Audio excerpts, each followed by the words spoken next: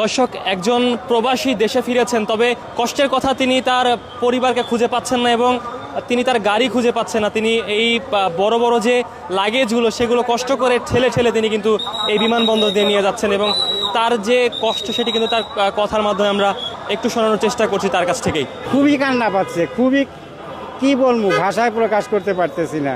একদিকে তো অসুস্থ লোক আসছি হলকে দেশের বাড়ি চিকিৎসা করার জন্য, তারপরে এই পরিস্থিতি, দুঃখ লাগতেছে যে আমরা আইছি বাইরে থেকে, আজকে শখ করে একটা গাড়ি নিয়ে আসছে আর এই গাড়ি আমার এয়ারপোর্টের মধ্যে ঢুকতে দিল না। আমি এইভাবে ঠেলিয়ে ঠেলে নিতেছি, এতে তো আমার কাছে ওইটাই মনে হয় যে আমরা মনে হয় যে অপরাধী করছি। প্লেন থেকে নামছি, নামার পরে আমার গাড়ি আইছে, প্রাইভেট গাড়ি আইছে, সেই গাড়ি আমার মাল সামানা সহকারে আমাকে নিয়ে যাবে। এই উড়াউড়ি ইয়ার জন্য, এই লোকজনের জন্য এয়ারপোর্টে কোনো প্রাইভেট গাড়ি, আমাদের প্রাইভেট গাড়ি ঢুকতে দিচ্ছে না, আমাদের মতো যারা গাড়ি নিয়ে বাইরে থেকে আসছি। এখন দেশবাসী দেখেন, একটা করে ব্যাগের ভিতরে মাল আছে ওলিকে 24 কেজি 25 কেজি, এই দুইটা ব্যাগ আমি কেমনে মাথায় নেই, একটা চাকা ভেঙে গেছে। কালকে জাস্ট 2টার সময় ফ্লাইটে উঠছি, এ পর্যন্ত খাওয়াও নাই। আশা ছিল যে সকালবেলা যায় হয়তো সবার সাথে বসে এক মুঠো ভাত খাবো। এখন আমার ফ্যামিলি যা আসছে, আমাদের বাচ্চা কাচ্চা আসছে, তারাও আমার কাছে ফিরতে পারতেছে না। আমার কাছে, আমি বিদেশ থেকে আসছি, আমার কাছে কোনো টাকা নাই, মোবাইলে এমবি তুলে কথা বলমু, হে টাকাটা ফ্যামিলির কাছে।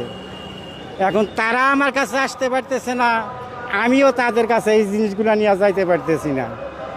লাস্ট পর্যায়ে সিদ্ধান্ত নিলাম যে এই মাল সামানা হয়তো মাথায় নিমু, আর নইলে রাস্তার ভিতর যেমন টেনে টুনে নিয়ে দেই। তারা কোথায় আছে আমি তাও বলতে পারতেছি না, তারা এখন কোথায় আছে আমি তাও বলতে পারতেছি না। আমার বাসা সিরাজগঞ্জ। সিরাজগঞ্জ যাবেন? আমি সিরাজগঞ্জই যাব। তাদের সাথে দেখা করিয়া তাদের সাথে তারাই আমাকে নিবার লেগে আসছে। এখন তারা কোন জায়গায় আছে, আমার মোবাইলে নেটও নাই, টাকা তুলবো কোন জায়গায় যায় টাকা তুলবো, এই এলাকার কয়েকটা জায়গাতে ঘুরলাম, হে দোকানও পাই না টাকা তোলা। আমার খুব খারাপ লাগতেছে, এখন খুবই খারাপ লাগতেছে। তারপরে আমি একজন অসুস্থ লোক, আমার এমনই হচ্ছে যে খুবই কান্না পাচ্ছে, খুবই কি বলবো, ভাষায় প্রকাশ করতে পারতেছি না।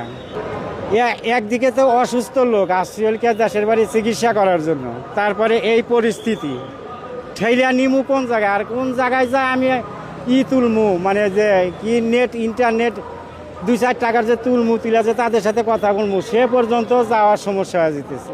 আমরা